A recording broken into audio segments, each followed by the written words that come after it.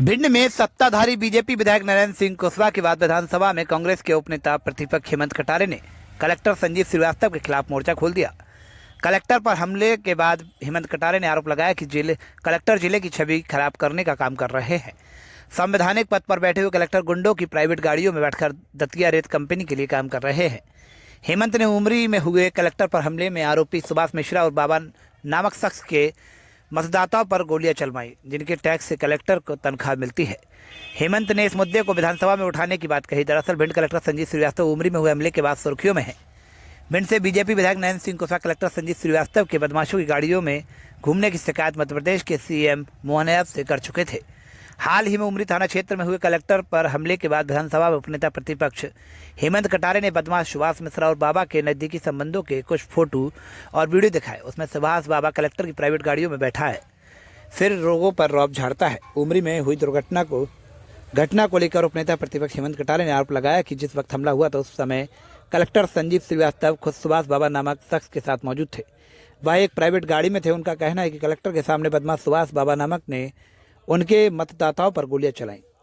गोलियां उन पर चलाई गई जिनके टैक्स से कलेक्टर को तनख्वाह मिलती है। उपनेता प्रतिपक्ष ने आरोप लगाया कि कलेक्टर रेत कंपनी के साथ मिलकर इनके लिए काम कर रही है। उपनेता हेमंत कटारे ने कलेक्टर और सुभाष बाबा की कॉल डिटेल निकलवानी चाहिए।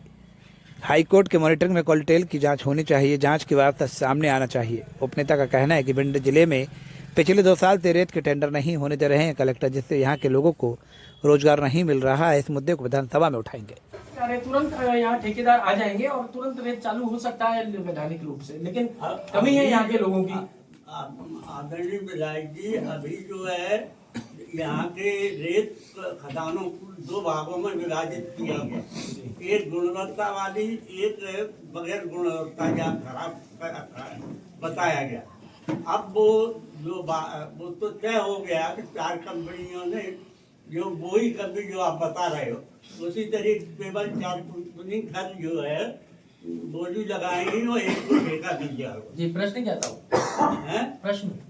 प्रश्न ये है कि वो 2 भागों में क्यों विभाजित किया? इसलिए कि राजस्व या शासन को रेत कंपनी को फर्क दो। बिल्कुल, आपका इसमें प्रश्न में उत्तर भी है, सही कह रहा हूँ मैं, सहमत हूँ। और जी मेरा सवाल ये है कि अभी कुछ दिन पहले डॉक्टर गोविंद सिंह ने प्रेस वार्ता की और वो एक चौकी प्रभारी को हटाने के लिए 16 तारीख से धरने पर भी बैठ रहे हैं। वो एसपी पर सवाल उठा रहे हैं, कानून व्यवस्था पर सवाल उठा रहे हैं, लेकिन कलेक्टर का बचाव कर रहे हैं। हेमंत कटारे कलेक्टर पर सवाल उठा रहे हैं, एसपी का बचाव कर रहे हैं। तो सही कौन है? या कांग्रेस के मुद्दे अलग अलग हैं? मैं व्यवस्था पर सवाल उठा रहा हूँ। दूसरा, मैं कोशिश करता हूँ कि चौकी प्रभारियों की राजनीति नहीं करूँ, है ना। मैं कम से कम, क्योंकि मेरे को जो पद दिया है मैं उसकी गरिमा के अनुरूप मैं प्रश्न उठा रहा हूँ और मैं व्यक्ति पे नहीं उठा रहा हूँ। मैंने प्रेस वार्ता शुरू करने के पहले ही आपसे कहा था, मैं व्यवस्था पे प्रश्न उठा रहा हूँ। मैं कलेक्टर की बात कर रहा हूँ, जिनका जिले का लॉ एंड ऑर्डर मेंटेन कौन करता है? कलेक्टर ही करता है मेरे ख्याल से, तो हम सब जानते हैं। और जब कलेक्टर लॉ एंड ऑर्डर, मैं आपको साक्षात प्रमाण दे रहा हूँ भाई, ये कलेक्टर साहब प्राइवेट गाड़ी में गनमैन लेकर के घूम रहे हैं। सुरेश बाबा खड़ा है, कौन है सुरेश बाबा? अपराधी है। सुभाष बाबा अपराधी है, इस पे केस पंजीबद्ध है, फरार चल रहा है। कलेक्टर का संरक्षण है, सुभाष बाबा गोलियां चला रहा है, हिंदी जनता पे किसकी दम पे चला रहा है? तो मैं जो आपसे बात कर रहा हूँ तथ्यात्मक कर रहा हूँ। और यदि आप बात कर रहे हैं एसपी की, भाई मैं तो बोलता हूँ मुख्यमंत्री जी का भी कोई विषय आएगा या किसी मंत्री का भी कोई विषय आएगा, विषय जब तथ्यात्मक आएगा तो मैं उसको पूरे दूंगा, उठाऊंगा। लेकिन विषय बिना मैं किसी को कहूं, निश्चित ही मैं इस बात को पुनः दोहराना चाहूंगा कि जहां तक एसपी की बात है, मैं इसको कहने में मुझे कोई संकोच नहीं है। एसपी रेत के मामले में बिल्कुल पाक साफ है। जितनी मैंने कार्रवाई करने को उन्हें कहा है, उन्हें तुरंत उसमें रिजल्ट दिया है।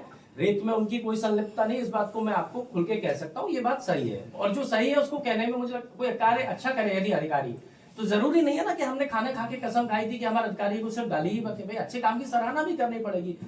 हमारे जो एसपी है ईमानदार है, नहीं रेत में कोई गड़बड़ नहीं है, तो इसलिए मैं कहने में मुझे संकोच नहीं है। और कलेक्टर के तथ्य सामने है, तो मैं इस पे सवाल नहीं उठा रहा हूं। मैं ये कह रहा हूँ कांग्रेस के 2 नेता, एक पूर्व नेता प्रतिपक्ष, एक उप नेता प्रतिपक्ष वर्तमान का, और दोनों अलग अलग, एक का डिफेंस कर रहे हैं, एक का बचाव कर रहे हैं। तो मैं ये जानना चाह रहा हूँ कि इसमें सही कौन है? नहीं, वो किसका डिफेंस कर रहे हैं?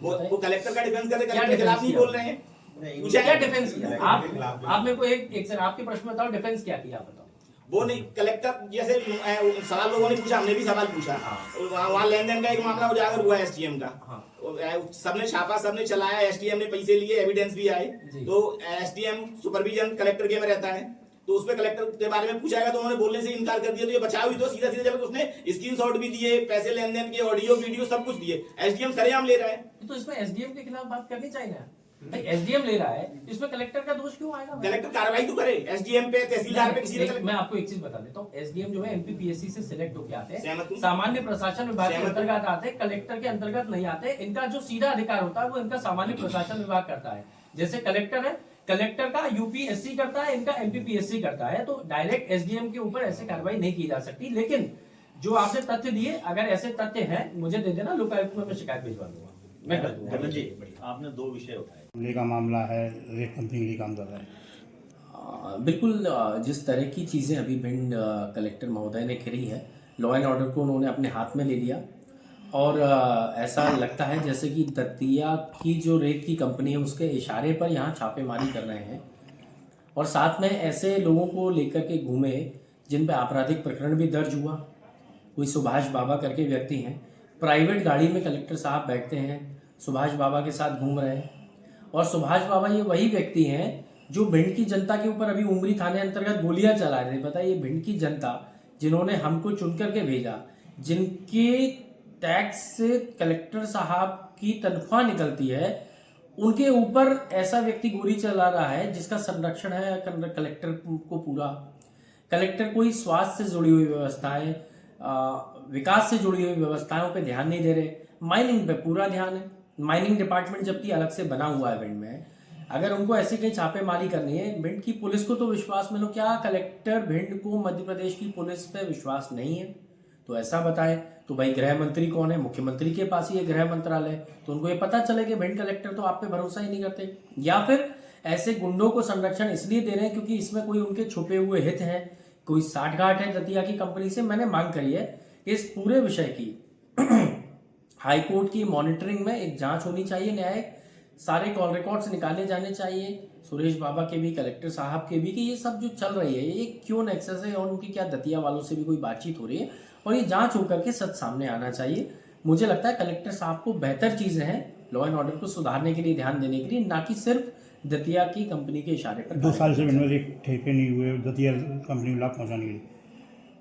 इसमें भी अगर कलेक्टर भूमिका निभाते तो अभी तक मुझे लगता है ठेके शुरू हो चुके होते, भिंड को राजस्व की प्राप्ति भी हो गई होती, इससे हमारे लोगों को रोजगार भी मिलता और निश्चित ही गुंडागर्दी भी जिले में कम होती। लेकिन शायद कलेक्टर साहब का ध्यान दतिया जिले में ज़्यादा है और इसलिए भिंड के प्रति उन्होंने चिंता नहीं करी, या जो भी कारण होंगे सब जांच में स्पष्ट होंगे। मुझे लगता है अब आने वाले समय में भिंड में जल्द से जल्द ठेका होकर के वैधानिक रूप से रेत मिले और यहाँ के लोगों को रोजगार भी मिले। तो आपको क्या लगता है जिस तरह जो संवैधानिक जो पद है कलेक्टर का, जिस तरह से जो गुंडों के साथ घूमने के जो कई वीडियो भी सामने आ चुके हैं, तो क्या लगता है क्या ऐसा कलेक्टर का शोभा देता है किस तरह का? बिल्कुल नहीं।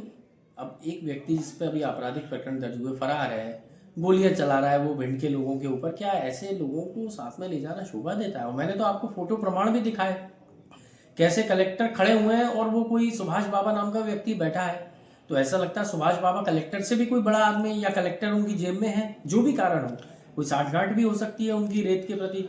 सुभाष बाबा कलेक्टर के नाम से माइनिंग के लिए वसूली करते हैं, खुलेआम धमकी देते फिर रहे हैं।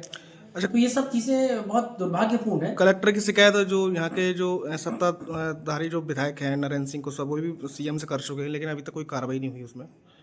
तो हो सकता है भाई सीएम का भी ऐसे गुंडों को या ऐसे अधिकारियों को संरक्षण हो, या जो भी कारण हो, मुझे तो नहीं पता, लेकिन गलत पे कार्रवाई होनी चाहिए।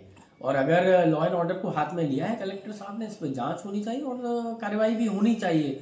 और सीएम के संज्ञान में यदि यहाँ के माननीय विधायक जी ने डाला है, तो मुझे लगता है अभी विधानसभा का सत्र शुरू हो रहा है, इसको विधानसभा के माध्यम से विधानसभा के अंदर भी उठा सकते हैं, उनके पास ये अधिकार है, उठाएं। जनहित की बात करने के लिए हम सब लोग विधायक बने हैं, इसके लिए मुझे लगता है उनको हर स्तर पर जाना चाहिए। इस वीडियो को लाइक करें, हमारे चैनल को सब्सक्राइब करें, बेल आइकन जरूर प्रेस करें हमारी न्यू वीडियो सबसे पहले देखने के लिए। सब्सक्राइब करने के बाद ना घंटी बजा देना, ताकि जब भी मैं कोई न्यू वीडियो अपलोड करूं तो तुम्हारे फोन की घंटी भी बजे।